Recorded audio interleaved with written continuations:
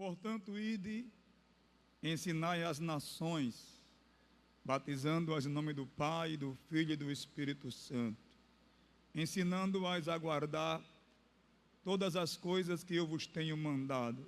O que eu queria ler era essa frase aqui: e eis que eu estou convosco todos os dias, até a consumação dos séculos. Quem diz amém? Meus amados irmãos, tanto os evangelhos sinóticos, Mateus, Marcos, Lucas, quanto o evangelho de João, e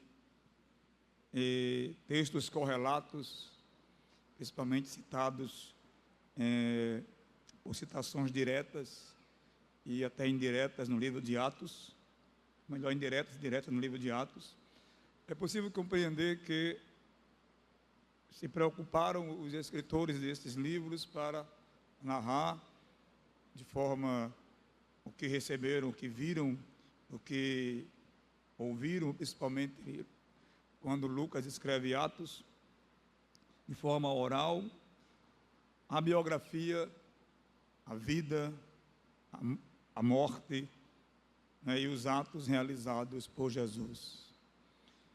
A sua vida ocupou um pouco mais de 33 anos, que foram divididos em 3 fases, uma de 30 anos, outra de 3 anos e outra de 3 dias. A história de Jesus, do seu nascimento até a sua ressurreição, está subdividida em 3 fases de vida. A primeira durou 30 anos e veio da manjedoura até o Jordão. A segunda durou 3 anos, vem do Jordão até o Gólgota, até a cruz. A terceira durou 3 dias, que vem da cruz até o túmulo.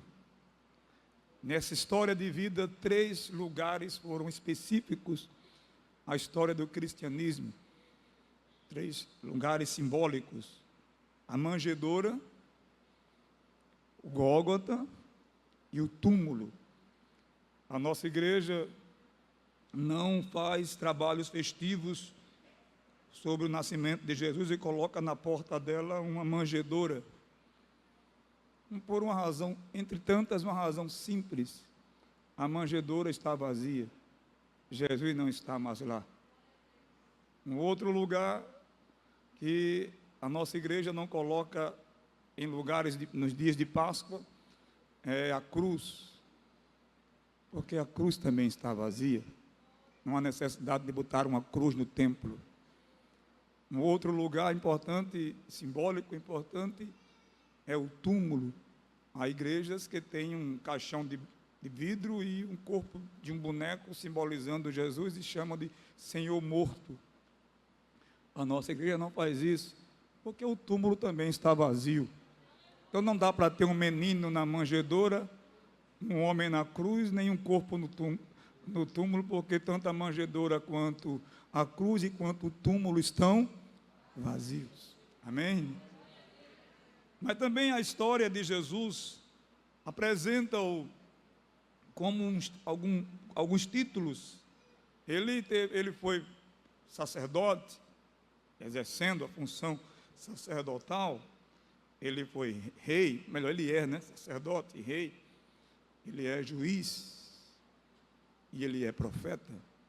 Além de ser Messias, acumula esses títulos. Como profeta, nós vimos Jesus nos livros que narram sua história, ele profetizando para a igreja, para os discípulos, para os apóstolos que ele havia constituído. E entre as profecias que Jesus trouxe, citou, ele não deixou por escrita, mas ele citou, nós temos esta profecia do versículo 20, a parte B, que diz: e estarei convosco todos os dias, até a consumação dos séculos. Essa profecia, ao contrário da maioria de todas as profecias, ela não é condicional a uma ação humana. Jesus não disse: se fizerem isto, eu vou estar com vocês, é uma profecia de compromisso. Ele se comprometeu a estar conosco todos os dias, até a consumação dos séculos. O fator principal dessa profecia aqui é que Jesus disponibiliza a todos nós, tanto de forma coletiva como igreja, ou individualmente como crente, a sua presença pessoal. Jesus se disponibiliza a estar conosco. Não é a gente que quer estar com Ele, é Ele que quer estar conosco. Ele disse: eu vou estar com você, eu vou estar com você, eu vou estar com você, eu vou estar com você, eu vou estar com você, todos os dias, até a consumação dos séculos. A presença do Senhor, ela é disponível a todos aqueles que servem a Ele desde a fundação do mundo, desde que Ele criou o homem. Eu vou correr por causa do horário. No capítulo 3 de Gênesis, versículo 8, havendo pecado, o texto resiste àquele momento, mas é possível entender pela contextualização do texto, que não foi só naquele dia, naquele momento, mas que era um ato comum, melhor, um ato contínuo de Jesus vir ao jardim do Éden para conversar com Adão. Mas uma vez pecado, o texto registra que o Senhor desceu, que Deus desceu para conversar com Adão e o chamou. Ele foi ao lugar onde Adão estava, e Adão não estava naquele momento. Isso faz ver que era algo comum, a presença do Senhor com Adão. Também, no livro de Gênesis, no capítulo 5, versículo 22, a Bíblia diz que, 22 a 24, a Bíblia diz que Enoque alcançou a graça, ou seja, aqui não é só o favor, mas agradou, alcançou uma condição de agradar a Deus, e por este agrado que Deus teve dele, Deus se permitiu andar com Adão. A Bíblia diz no versículo 20, versículo 22, 23 e 24, do capítulo 5 de Gênesis, que digo Enoque andava com Deus. Houve um momento que não deu mais para andar, que Deus o transladou, que Deus o tomou para si. Eu estava pesquisando um dia desse e pude entender de que andar com Deus ali, Enoque andar com Deus, não era andar ombro a ombro, não era andar de lado. Eu não vou fazer aqui, claro que eu sou pequenininho, se botar um irmão em cima de mim aqui, eu vou cair. Mas é como se Enoque pusesse os seus pés nos pés de Deus, e não era Enoque que andava, quem andava era Deus. E Enoque estava aqui, olho no olho, face a face. O movimento de Deus movimentava Enoque. E ali Enoque andava com Deus, a presença de Deus. É possível que também no capítulo 6 e no versículo número 9, no livro de Gênesis, em uma geração corrompida, Deus procura um homem e encontra um homem que é piedoso, que é reto, que é justo, e a Bíblia diz que Deus não se conteve e veio andar com ele. A Bíblia diz que Noé andava com Deus.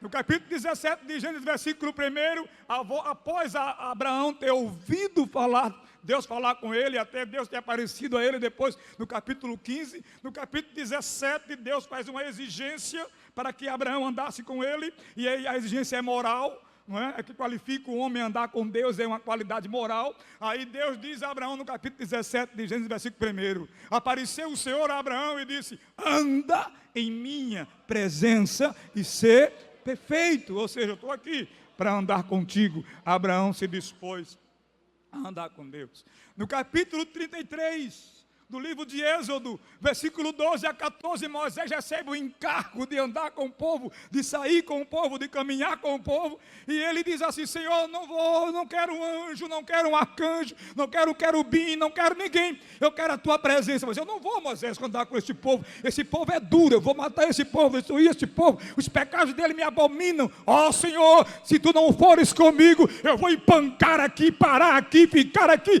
eu não saio daqui se tu não for comigo. Aí Deus diz: irá, a minha presença vai contigo, Moisés, e tu vai descansar. Aleluia.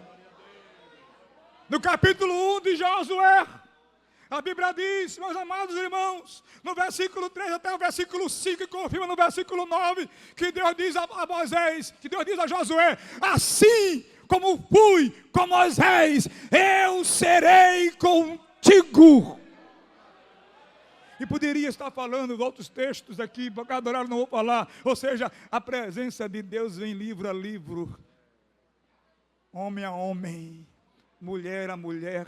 E chegou um homem, Daniel, que Deus disse assim: homem muito desejado, ou seja, a tua presença me agrada, eu gosto de estar contigo. Teve algumas coisas que Deus disse de algumas pessoas que não disse de mais ninguém. De Moisés: homem conforme meu coração. Melhor, de Davi, né? De Moisés, de Davi. De Abraão: meu amigo. Ali não era só companheiro, ali era meu confidente. Eu não vou fazer nada sem conversar com ele. E no capítulo 18 de Gênesis, Abraão entende essa confidência, que quando os anjos que aparecem a Abraão, deles era o Senhor, que Abraão tinha um costume, como na sua época, que quando recebiam um visitante ilustre, o proprietário daquela terra, ele saía caminhando com ele até o limite da sua propriedade. E Abraão vai com os três, diz o texto, né? Mas quando ele chega no limite da propriedade, ele deixa os dois irem, aí ele para diante de Deus e diz: tu vai destruir este povo se tiver 50 lá. Ou seja, a intimidade de Abraão com Deus era tão grande. Mas houve um homem que Deus disse uma coisa tão gostosa. Ele disse assim: Daniel, homem muito desejado. Ou seja, como é bom estar contigo, como é agradável estar contigo, como eu gosto de estar contigo. Eu vou falar numa linguagem humana, né, antropomorfóbica. Se eu deixar tudo, eu largo meus compromissos, eu cancelo meus compromissos. Se eu marquei para estar com o irmão Levi Barbosa, eu vou desmarcar, porque eu quero estar contigo, Daniel. A tua presença é desejável, eu gosto de estar contigo. Amém, irmãos? Eu sei que Deus está todo mundo ao mesmo tempo, mas estou falando numa linguagem humana. Então, a presença de Deus está sempre disponível. E Jesus, para fechar esse negócio, ele diz assim: estarei convosco todos os dias até a consumação dos séculos. Quem diz amém? A presença de Deus vista nesse texto, ela está disponível a nós, desde que a condição nossa seja uma condição moral. A única condição que Deus exige para estar conosco é uma condição moral. Mas também, a presença de Deus, ela é contínua. Ela não é só em um momento específico, em um momento estratégico. A presença de Deus conosco é contínua, e aqui é todos os dias. O texto diz: estarei convosco todos os dias. Ou seja, ela é diária.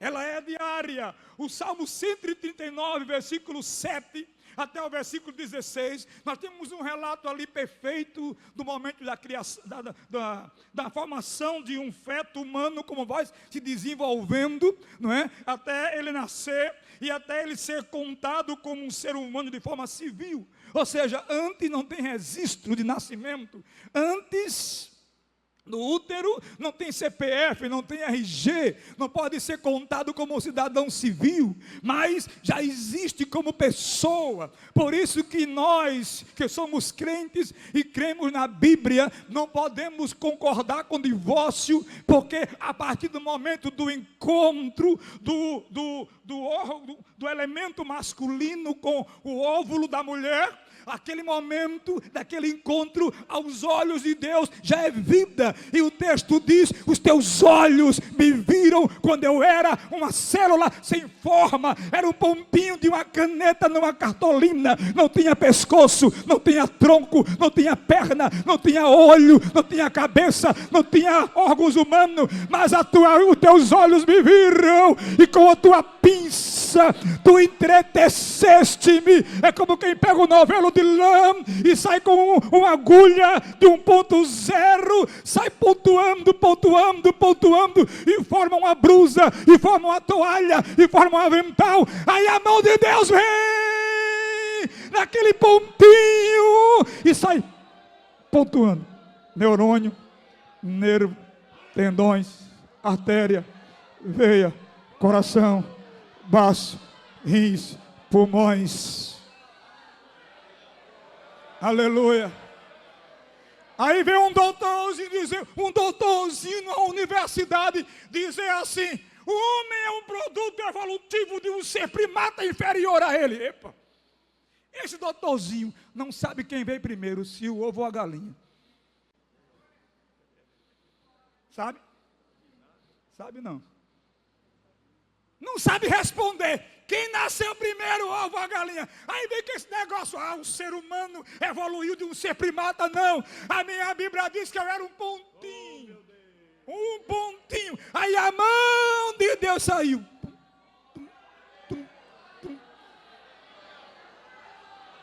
Aleluia. A Bíblia diz que antes que este dia existisse, no livro de Deus, os meus dias passaram a ser escritos, e eles iam dia a dia sendo escritos, quando nenhum deles ainda existia. Eu não sou produto de um ser evolutivo, e nem a minha vida diária é produto do acaso nem da sorte, porque quando eu acordo de manhã, eu acordo debaixo da bondade e da misericórdia do Senhor, e quando eu anoiteço para dormir, eu estou debaixo da bondade e da misericórdia, porque a presença dele está comigo.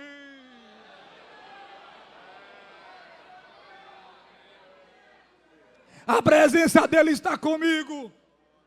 Salmo 23. Todos os dias.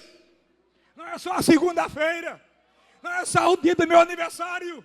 Não, todos os dias me seguirá a bondade e a misericórdia do Senhor. Se eu acordo, é bondade e misericórdia. Se eu me alimento, bondade e misericórdia. Se eu saio de casa, bondade e misericórdia. Se eu volto, bondade e misericórdia. Se eu adormeço, bondade e misericórdia. Se eu vou dormir, bondade e misericórdia. Se eu acordo de manhã, bondade e misericórdia. Aleluia! Louvado seja o nome de Jesus. Mas também, esta presença, além de estar disponível, além de ser diária, de forma contínua, ela é real no dia da angústia. Há um dia para todos nós, que é chamado de dia da angústia. Observe no livro de Jó, no capítulo 1 do livro de Jó, a Bíblia diz, meus amados irmãos, que houve um dia, versículo 9, que houve um dia que um vento deu, todos os filhos de Jó estavam banqueteando-se, e o vento deu, versículo 13, 9 por diante, diz que veio um vento que deu sobre os 4 cantos da casa de Jó. Satanás chegou um dia antes, e Deus conversou com ele, e apresentou as qualidades morais de Jó, e o diabo queria barganhar com Deus, e pensou que Jó entendia a ideologia dele.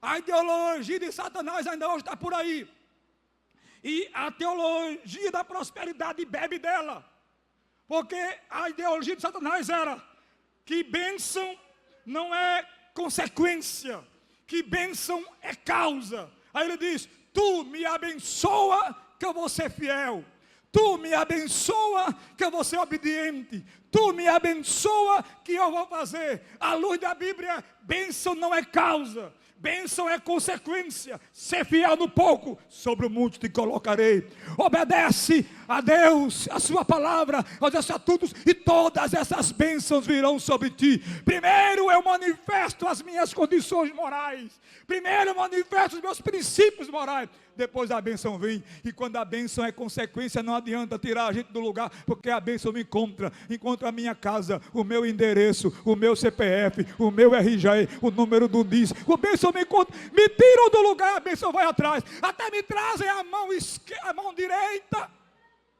para ficar na esquerda. E trazem o outro na mão esquerda para ficar à direita. Mas quando Deus entra no negócio, que a gente é obediente, na hora da oração, o homem de Deus troca de mão e bota a mão direita na cabeça de quem ele quer abençoar. Ou não é assim, irmão? Bênção não é causa, bênção é consequência. O diabo diz, também tu abençoaste ele. Aí Deus disse uma coisa tão séria. Eu estava lendo por esses dias e eu vi que coisa grave Deus disse. Eu disse, vai, Satanás, toca nele, e tu verás que ele não blasfemará. Os irmãos, imagine, no capítulo 1 Deus disse isso, depois no capítulo 2, imagine se Jó tivesse blasfemado contra Deus. O livro de Jó encerrava ali. E ainda hoje, o diabo ia jogar no rosto de Deus e dizer, olha aí o teu homem, olha aí o teu servo. Mas quando eu li isso, eu entendi que Deus disse assim, eu sei que Jó não vai me decepcionar. Eu sei que Jó não me decepcionará. Deus apostou em Jó. Mas houve um dia que faltou tudo isso. Veio as provas, veio um vento sobre os 4 cantos da casa de Jó, versículo 13 por diante, e os irmãos viram o que aconteceu. Um dia. Mas, meus amados irmãos, Jó não ficou sozinho. Porque o Salmo 91, a Bíblia diz no versículo 1, eu já estou concluindo, pastor. Salmo 91, versículo 1 diz assim, aquele que habita, aquele que está, não é aquele que vai só não, vai e volta, é aquele que está, aquele que deleita-se, aquele que fica lá, no esconderijo do Altíssimo, a sombra do Onipotente descansará.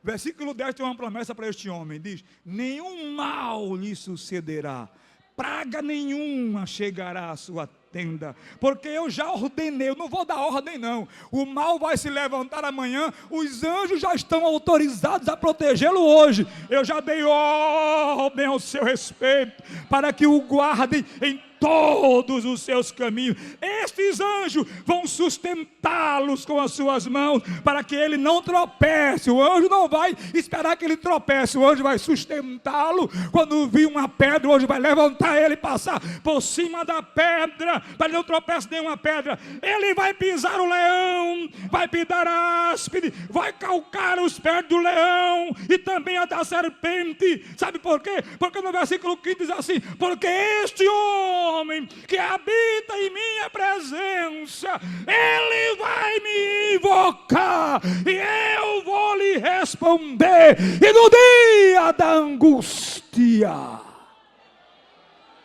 quando viu o vento sobre os 4 cantos da casa, quando os filhos morrerem, quando os amigos inexistirem, quando o WhatsApp não pegar, quando ninguém ligar para você, quando você quiser alguém para ouvir, ninguém vai estar disponível, quando faltar a esposa, quando faltar o marido, quando faltar os pais, quando faltar os filhos, quando faltar os amigos, quando você estiver só, naquele dia da angústia, o Senhor disse, eu vou estar com ele, ele vai estar na minha presença.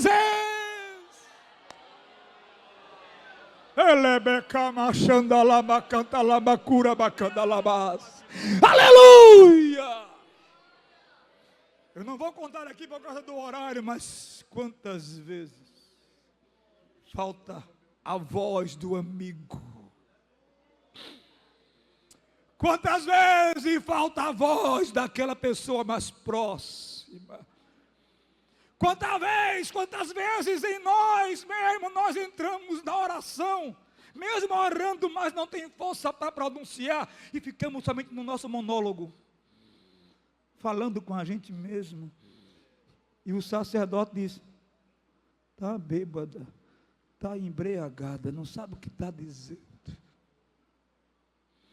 Quantas vezes o telefone não toca, ninguém toca a campainha, a gente liga, está todo mundo desconectado, a gente vai orar e fica lá, orando com a mente, a boca batendo, mas não é infantilidade não, a gente sente isso, irmãos, é como se alguém puxasse um banco, do nosso lado, pastor, se sentasse, aí pega a cabeça da gente,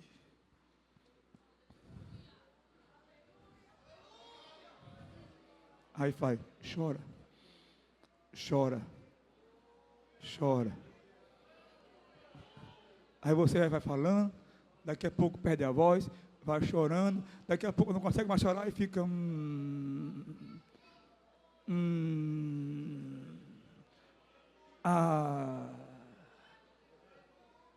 Aí o Espírito Santo se levanta. Aí o texto diz, pela opressão dos pobres e o gemido do necessitado, eu me levantarei agora.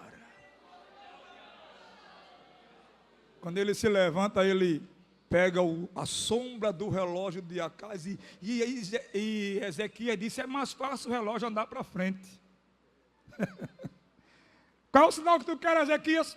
Tu queres que o sol, a sombra vá para frente ou regrida? Ele diz, para frente é mais fácil, eu quero ver para trás. Ele diz, vai acontecer assim, a sombra começa a voltar.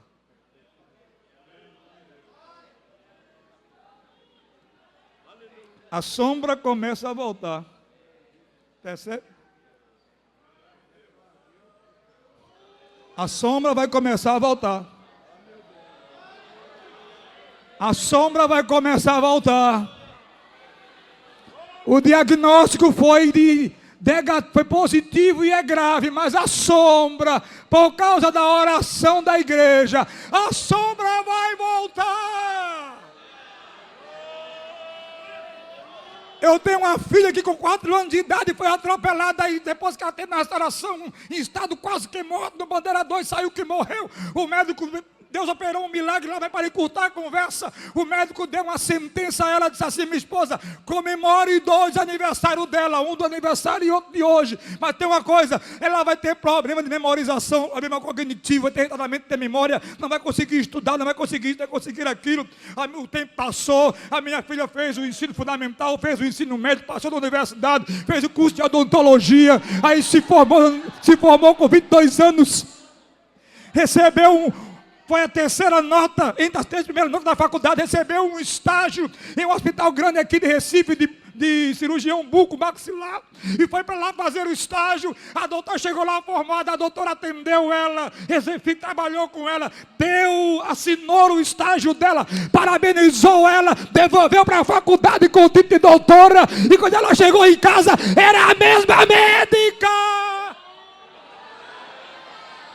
Era a mesma médica que 18 anos atrás tinha dito, não vai gravar, não vai aprender, não memorizará, vai ter retardamento de memória.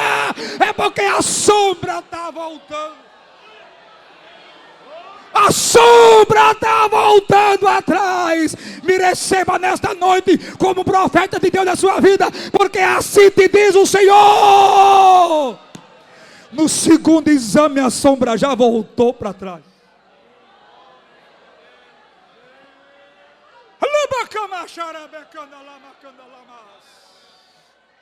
Aleluia!